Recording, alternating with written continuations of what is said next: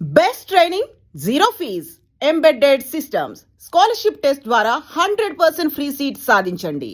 అందులో మళ్ళీ prequel type episode ఏమైనా ఓపెన్ చేస్తే పనికి వస్తాయేమో. సో వీఆర్ ఆల్ ఇంకా దాని గురించి ఏం ఆలోచించలేదు, బట్ రెడీ అయితే చేసి పెట్టాము.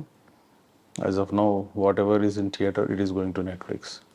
ఆ 3-4 minutes యాడ్ అయితే లేదు, yeah, because of this constraints. So immediate గా యానిమల్ పార్క్ అంటే చాలా మంది మన తెలుగు వాళ్ళు అయితే స్పిరిట్ కోసం చూస్తున్నారు. లేదు, స్పిరిటే ఉందండి. నెక్స్ట్ ఈ స్పిరిట్, యా.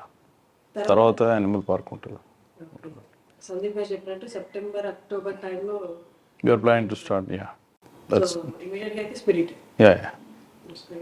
చాలా మంది ఇయర్స్ వెయిట్ చేస్తున్న కన్ఫర్మేషన్ అది. అఫీషియల్ అనౌన్స్ చేస్తాం కదా, like I don't know why people are saying animal park ముందు వస్తుందని ఎందుకు అనుకుంటారో అర్థం కావట్లేదు. Sandeep has announced in couple of interviews, స్పిరిటే ఉంది ముందు. బట్ తర్వాత 3 మూవీస్ అనౌన్స్ చేశారు, బట్ ఆర్డర్ అనౌన్స్ చేయలేదని ఈ కైండ్ ఆఫ్ కన్ఫ్యూజన్ వచ్చింది. అల్లు అర్జున్ గారితో ఒకటి, స్పిరిట్ ఒకటి అండ్ యానిమల్ పార్క్ ఒకటి. ప్రస్తుతానికి అయితే Spirit, we're focusing on Spirit. Okay, Animal Park అయితే 2025 మైట్ బి. ఎప్పుడైతే ఇదంతా అయిపోయినాక then we'll start on that. And we need some time to get out of this. Then probably Animal Park on the time పట్టకపోవచ్చు, ఎందుకంటే all the characters are established. So అంత time పట్టదు దాన్ని. Probably he'll make it fast. Sandeep గారిని interview చేసినప్పుడు తను ఈ controversies కానీ లేకపోతే క్యారెక్టరైజేషన్స్ గురించి కానీ లేకపోతే కథ గురించి ఏమైనా ఉంటాను ఎక్కడ అసలు ఏమి he was not worried about anything of it. Only worried ఏంటి అంటే ఆయన before release time 3 hours 20 minutes. But release అయిన తర్వాత ఫస్ట్ హాఫ్ ఎలా అయిపోయిందో కూడా చాలా మందికి తెలియదు. అసలు టైం అనేది మీరు అనుకున్నంతగా ఆడియన్స్ అసలు ఎక్కడా పట్టించుకోలేదు. 3 hours 21 minutes ఉన్న 21 minutes ఉన్న మూవీని ట్వైస్ థ్రైస్ చూసిన వాళ్ళు కూడా ఉన్నారు. వెరీ హ్యాపీ అండి. లైక్ అంటే ముందే సినిమా స్టార్ట్ పెట్టక ముందే చెప్పింది Sandeep, this will be 3 hours 30 minutes అని. సో వీఆర్ లిటిల్ ఎట్లుంటుందో ఏందో అనుకున్నాం. But overall every scene treatment wise, writing wise is new. So before release I have watched it like 4 or 5 times. I said it's looking good. You're confident, ఇంకా దీంట్లో ఏం change చేయాల్సిన అవసరం రాదని అనిపించింది. హోల్డ్ చేస్తుంది, కంపెలింగ్ ఉంది కాబట్టి ఇంకా we went with 3 hours 21 minutes. ఆ 5-6 minutes కూడా అనవసరం తగ్గించింది ఏమన్న ఫీలింగ్ ఇప్పుడు ఉంది. But at that point of time నేను కూడా ఎదురు చూస్తున్నా బాగా. నాకు కూడా డైలాగ్ తెలుగులో రాయాలని ఉంది. ఓకే, హిందీలో ఆలోచించి అయిపోయింది చాలు, ఒక బ్రేక్ హిందీ నుండి. October 24, 2024 October next year it will start. అక్టోబర్లో స్టార్ట్ అయిపోతుంది. నెక్స్ట్ ఇయర్ అక్టోబర్లో స్టార్ట్ అవుతుంది. Okay, and coming to last part of our interview, cost విషయానికి వస్తే నేను మ్యూజిక్ చూస్తే చాలామంది ఉన్నారు. మ్యూజిక్ బ్యాక్గ్రౌండ్ స్కోర్ వచ్చి హర్షవర్ధన్ రామేశ్వర్, అలా కాకుండా ఇంకా చాలా పేర్లు ఉన్నాయి. ఏంటి, ఎందుకని అలాగా? బాంబేలో అట్లా అయిపోయింది actually, multiple composers. So actually నేను ప్రీతం గారితో వెళ్తాం అనుకున్నాను. కబీర్లో కూడా అంతే, మల్టిపుల్ కంపోజర్స్. సోలో వెళ్దాం అనుకున్నాం. బట్ ఫస్ట్ సాంగ్ చేశారాయన, మిగతా సాంగ్స్కి అసలు టైం కుదరట్లేదు. ఆయనకు చాలా కమిట్మెంట్స్ ఉన్నాయి. And then I move to other. నేను అప్పుడు అనుకున్నాను ఇంకా కబీర్ స్టైల్లో, then will go pick all different composers and do it. And songs release అయినప్పుడు నార్మల్ కదా, డోప్. యా, ఫస్ట్ సాంగ్ ఫ్లైట్లో సీన్ కానీ అమేజింగ్.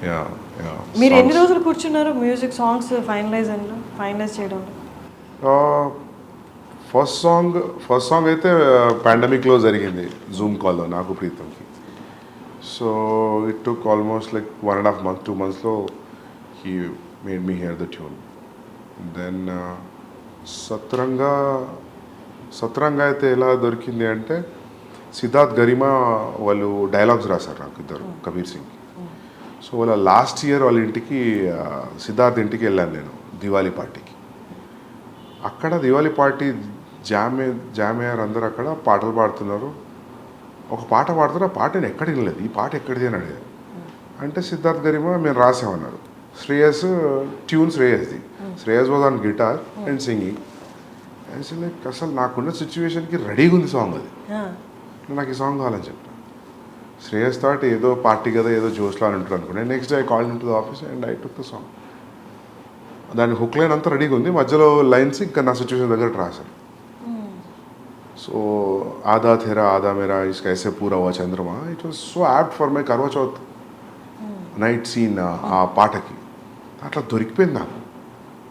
సో అది అట్లా ప్లస్ అఖాడా విచ్ ఆ పంజాబీ సాంగ్ అది ఎప్పటి నుంచో యూట్యూబ్లో ఉంది, దానికి ఒక 400-500 వ్యూసే ఉంది. So I call the artist I met, Manan Bharadwaj did composing music, he remove it from the YouTube, then I used in my film. అది కూడా రెడీమేడ్ దొరికింది నాకు, which is very much apt to my situation. అది ఆయన ఎప్పుడో 30 ఏళ్ళ కింద రాసుకున్న పాట అది. అది ఇంతవరకు ఎవరు యూజ్ చేయలేదు ఎక్కడ.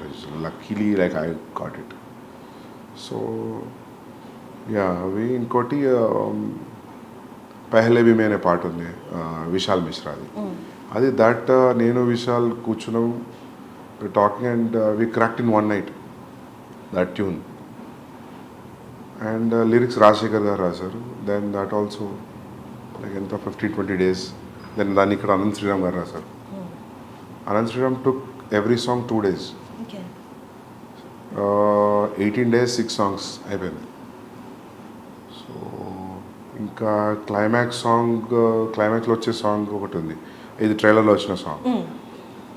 దట్ అది 2 years అయింది నా దగ్గరకు వచ్చే ట్యూన్.